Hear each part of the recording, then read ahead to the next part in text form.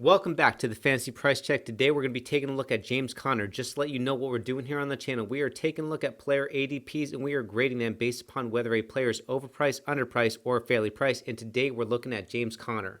We're going to be coming out with price checks all season long leading up to draft, so be sure to click that subscribe button so you can hashtag win the draft. Let's get into James Conner. James Conner is currently being drafted in the late 4th round as the RB22 off the board. He's currently being drafted after Le'Veon Bell, Mark Ingram, and David Johnson, and ahead of David Montgomery and Devin Singletary. His ADP is being discounted this year because last year the Steelers' offense was horrendous and because of his durability concerns. Here are his 2019 stats. He played in 10 games. He had 116 carries for 464 rushing yards, 34 receptions, 251 receiving yards, and 7 total touchdowns, 4 rushing and 3 receiving. However, we're just 1 year removed from Conner's awesome season back in 2018 when he had 215 carries for 973 rushing yards, 55 receptions, 497 receiving yards, and 13 total touchdowns. And that was in 13 games as he missed weeks 14 through 16 with a sprained ankle. The knock on James Conner is his durability. He's now missed 9 games in the last 2 seasons.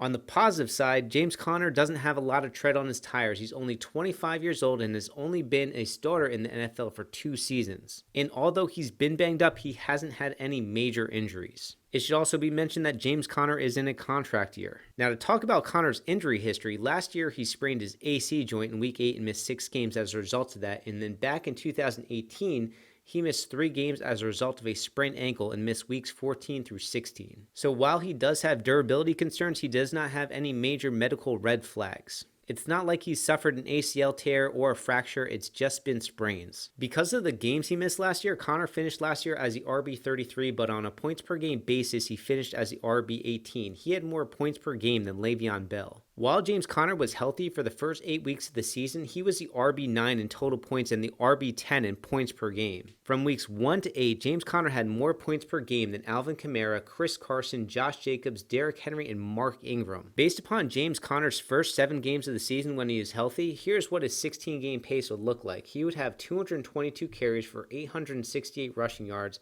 9 rushing touchdowns, 66 receptions for 539 receiving yards, and 4 receiving touchdowns. If we go back to 2018, Conner was healthy through the first 13 weeks of the season. From weeks 1 to 13, Conner was the RB5 in total points and the RB6 in points per game. So when James Conner is healthy, he is a top 10 running back in the NFL. And Mike Tomlin doesn't like to use a running back by committee. He usually commits to one running back, and James Conner is the starter. When comparing James Conner to 2 other running backs that have injury issues in Todd Gurley and David Johnson, James Conner has more yards per carry, more receptions per game, and more yards after contact per attempt than those 2. The Steelers drafting Anthony McFarland also caused James Conner's ADP to fall. Anthony McFarland is an exciting player. He's electric, but he profiles as a complementary back. He was drafted in the 4th round, and I don't see him as a threat to James Conner as a rookie. The Steelers are an organization that always likes to think ahead. They are protecting themselves if they aren't able to re-sign James Conner in free agency since this is the last year on his rookie contract.